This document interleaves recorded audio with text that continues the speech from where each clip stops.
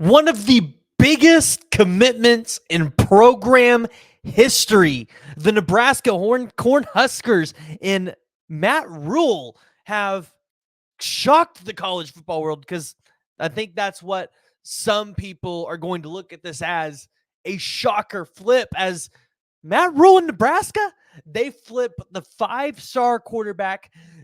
Some services have him number one, some services have him number two, but number one or number two, depending on where you get your information from, Dylan Raiola is going to be a Cornhusker. And if you're a Nebraska fan, you're excited about this. You're excited about maybe where the future of this program is going, as you've just got an elite quarterback to come in here, not only spearhead this program to get on the right track offensively, but to get it on the right track on the recruiting trail.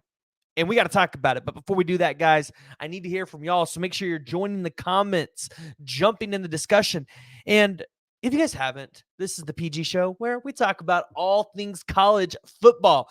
Mainly talk about Oklahoma, but today we're going to talk about Nebraska Cornhuskers and Dylan Raiola, because it's just that kind of big news. And we've talked about it here before on the podcast. And if you guys remember, when Dylan Raiola committed to Georgia, I told you that commitment probably would not stick, because Donovan Raiola, Marcus Satterfield, and Matt Rhule were going to put in the necessary work to flip Raiola from Georgia to be a Cornhusker. Because when you looked at Nebraska's offense, even this year, where they had a pretty solid defense, if they would have had an offense or a quarterback that would have been half his way competent to be able to get the ball down the field and to lead this offense, you could have been talking about a Nebraska Cornhusker team that's playing Michigan in the Big Ten championship and not Iowa. And I know a lot of people want to overlook how good Nebraska really is in the roots. Matt Rhule came in here and he tried to make this team a little bit more disciplined. Now, you saw some of the things this season with Nebraska that you'd seen in prior seasons, where they were losing one-score games, and that's not what Nebraska fans want to see. But I'm telling you, Matt Rhule has this thing on the right track. And Dylan Raiola is a guy on the field that, yes, he's going to be able to sling it for you down the field. He's going to be able to use his legs a little bit when maybe that pocket's collapsing and he needs to make something happen.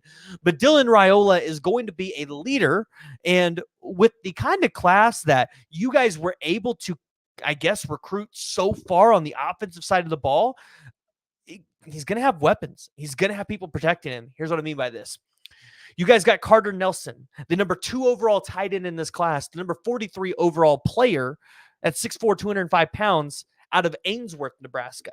Then you also got Grant Bricks. Remember, you guys came down with Oklahoma down to the wire in that recruitment. It was Nebraska, it was Oklahoma. For a while, it was K-State. But Grant Bricks, number 188th ranked player in the 247 composite rankings. Listen, this was a guy that, a lot of people believe 5-star talent, could be a guy that could come into a program and start right away. So you look at some of the talent that you've gotten on the offensive line. In the wide receiver room, you got Devon Hall. You guys got Isaiah McMorris. Isaiah McMorris was another guy that Oklahoma was looking at. And Nebraska did something well that I think you have to do well if you're going to be Nebraska. And that's specifically, they just recruited the state of Nebraska, and they made sure other people weren't going to come in and steal their recruits, or at least steal the recruits that they really, really wanted.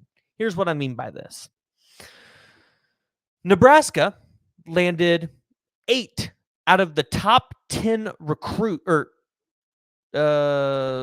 on. 1, 2, 3, 4, 5, 6 out of the top 10 recruits. You lost Michael Burt to Iowa, a tight end, but you already had a tight end in Carter Nelson. You lost Teddy Razik out of Omaha, Nebraska, an athlete, and you lost an offensive tackle to South Dakota, and you lost another offensive lineman to Missouri. But regardless how you look at it, not a lot of schools are going in here and dominating the states that they reside in. Like, you look at Texas, they don't go out there and land every big prospect or the majority of the big prospects in their state, right? They still lose a lot of the guys that they want to other schools. Oklahoma, over the past 5-6 years, has not won the players in their states. They've gone elsewhere. Look at Chris McCollin to Michigan. Y'all remember that 5-star safety out of Tulsa that ended up at Michigan? Chris McCollin actually ended up at Florida. Sorry. I was thinking of the safety that ended up at Michigan. But recently, you've started to see Oklahoma put a priority in recruiting their state. And that's something that you're seeing Matt Rhule do. He wants to win these guys. And it's not like Nebraska's not putting out talent. I mean, you got Daniel Kalen, Carter Nelson, Ashton Murphy, Caleb Benning. I mean, there's talent there. And then not to mention, you get Grant Bricks, who was another one of the most touted offensive linemen out of Logan, Iowa. So Nebraska's doing what they need to do, keeping the recruits in the Midwest. And Dylan Raiola is going to be a big part of this, right? Dylan Raiola is going to be a guy that is going to demand guys to play with him. And guys are going to want to come play with him. So I look at guys that Nebraska is currently in the mix to go out there and try to flip, like Larry Tarver Jr., who's currently committed to Maryland, has a crystal ball from Steve Wiltfong to end up at Nebraska. Or you look at Amari Sanders, who's been fonged to Nebraska for a while, 6'2", 175-pound corner. And you look at Vincent Shavers. Right now, it's 50-50 split between you and Miami.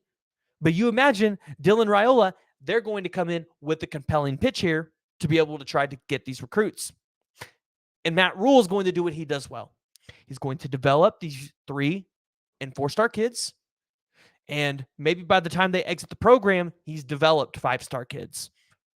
He doesn't have to get the 5-star guys right away to get this program going on the right track. He can get the lesser tier guys, maybe that didn't get as many looks as in college. He'll develop them. He'll make them 5 stars. And he'll eventually get Nebraska on the right track. And it's important that you establish your quarterback of the future because you've got USC, Oregon, Washington, UCLA coming into this conference. It's not going to get easier.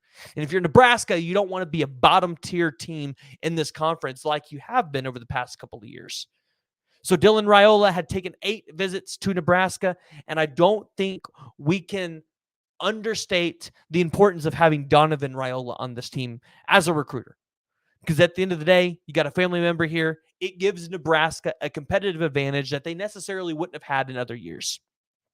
So looking at the football recruiting rankings, this jumps Nebraska all the way up to number 19 in the recruiting rankings. Georgia does not move yet, but Georgia's lead is not secure.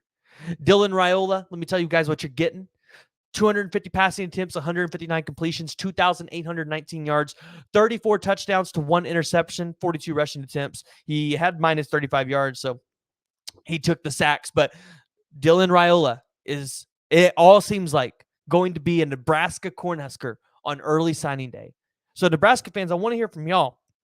Jump in the comments, join the discussion. Let me know what y'all's thoughts are. And if you haven't already, hit the like and subscribe button because here's the deal. When Nebraska is good, college football is better.